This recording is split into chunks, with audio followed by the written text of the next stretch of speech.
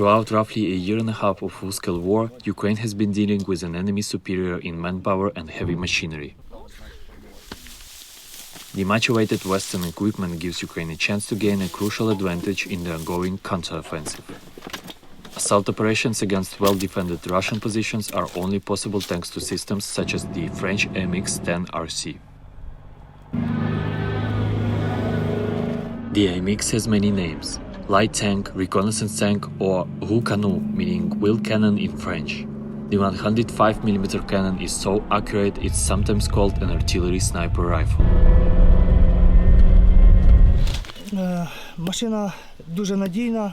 It's very reliable and has many advantages.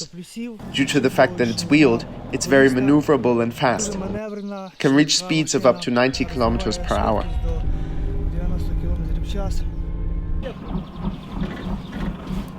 In the direction of Velyka Novosilka, the initial counteroffensive actions were made possible thanks to these FVs, the French-made AMX-10 RC.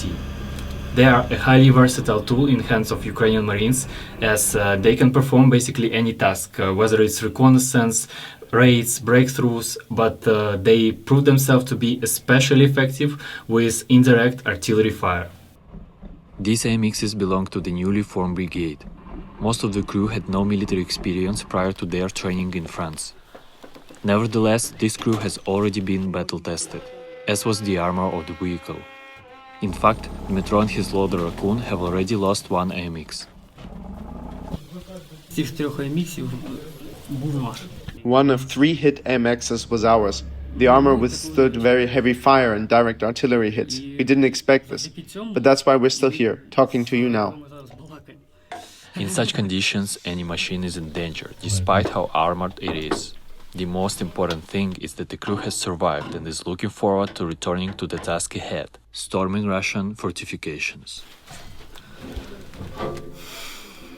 Here, there are no easy tasks.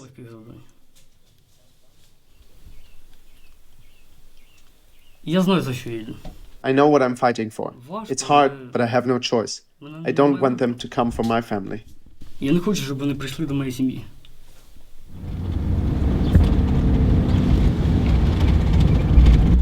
Register, register.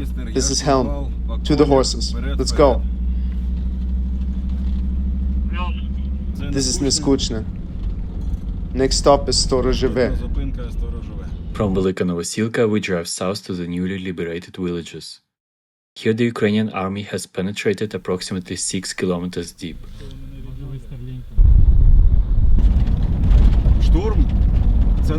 Assault is not the same as defense. You gotta have the balls to do it. We certainly have them. The fact is that we're not able to create a threefold advantage during the offensive as required by the book. There are cases when we attack with a ratio of 1 to 1. Just like the Ukrainian army, the enemy has also been preparing. And they dig like no one else. That's why the soldiers call them worms. We are in the village of Storozheve with the assault units that have taken this territory by storm a few weeks ago. Now they are preparing to go forward to the next Russia-controlled village that is situated 4 or 5 kilometers from here. Everything is covered in Z signs. They lived all over the place. Besides being well defended, vast parts of the occupied territories are mined. The road that we're taking is full of thin metal wire, a trigger system of the Russian POM-2 mine. It can be delivered by artillery, helicopters, or installed by hand. Ukrainian soldiers suffer casualties almost daily due to this malicious practice. Honestly saying, all these villages, they look alike, completely destroyed, with no life left in them. The soldiers want the world to see the true price for every single square meter of liberated territory. Як вам загалом бачите ось всі ці звичні села, де нічого взагалі ось не лишилось цілого? It gives me goosebumps just to hear you say it. It's a nightmare. You look and think, they've liberated Ukraine, liberated it from the good life. Look, this yard is covered in roses.